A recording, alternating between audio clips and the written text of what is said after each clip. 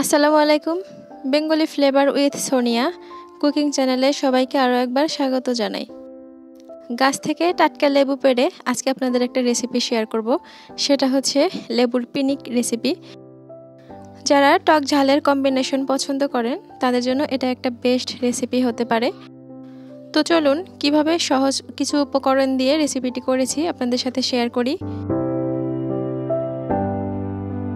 আমি এখানে 3টা লেবু নিয়ে নিয়েছি। এবার এগুলোকে ধুয়ে নেব। এগুলো কিন্তু বাতাবি লেবু, দেশি লেবুটার খোসা তিতা হয়ে থাকে, তো এই লেবুটা নিলে সবচেয়ে বেশি ভালো হয়। এবার এগুলোকে যতটা সম্ভব পাতলা করে কেটে নেব। এই ফাঁকে আপনাদের কাছে একটা রিকোয়েস্ট করে নিচ্ছি, আমার ভিডিওগুলি ভালো লাগলে অবশ্যই একটা লাইক দিতে ভুলবেন না, আর আমার চ্যানেলটি সাবস্ক্রাইব করে অবশ্যই আমার পাশে থাকবেন। আর যদি ফেসবুক থেকে দেখে থাকেন তাহলে পেজটি ফলো দিয়ে রাখতে পারেন। এবারে 3টে শুকনা মরিচ ভেজে নিয়েছি, এগুলোকে গুঁড়ো করে নেব। গুঁড়ো করার জন্য হালকা একটু লবণ দিয়ে নিলাম।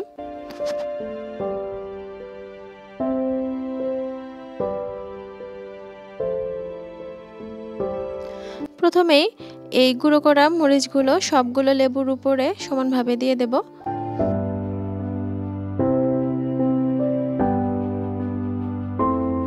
এবারে সবগুলো লেবুর উপরে হালকা করে লবণ দিয়ে দিচ্ছি। টকের সাথে কিন্তু লবণ একটু বেশি দিতে হয়। এবারে দিয়ে দিচ্ছি ভাজা জিরার গুঁড়া। এখানে কেউ চাইলে চাট মশলা ব্যবহার করতে পারে, আমার কাছে চাট মশলা নেই, আর এখন আমি যেহেতু গ্রামে, এখানে সব কিছু অ্যাভেলেবেল থাকে না, তো আমি জিরার গুঁড়াই দিয়ে দিলাম। আর দিয়ে দিচ্ছি এখানে সামান্য পরিমাণ মরিচের গুঁড়া। এটা আমি লাল মরিচের গুঁড়া ব্যবহার করছি, জাস্ট দেখতে সুন্দর হওয়ার জন্য। কেউ চাইলে এখানে কাঁচা মরিচ কুচিও ব্যবহার করতে পারে, তবে আমি সেটা অ্যাভয়েড করলাম। আর সবশেষে দিয়ে দিচ্ছি সামান্য পরিমাণ করে সরিষার তেল। যারা বেশি টক খেতে পারেন না তারা চাইলে এখানে শসা কুচি করেও ব্যবহার করতে পারেন।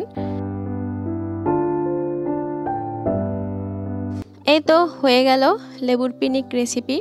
এটা খেতে কিন্তু আসলেই মজা। আমি ফার্স্ট টাইম বানিয়েছি আজকে এবং খেয়েও দেখেছি, এটা আসলেই অনেক মজা। তো আজকের মতো এই পর্যন্তই। সবাই ভালো থাকবেন। আল্লাহ হাফেজ। আসসালামু আলাইকুম।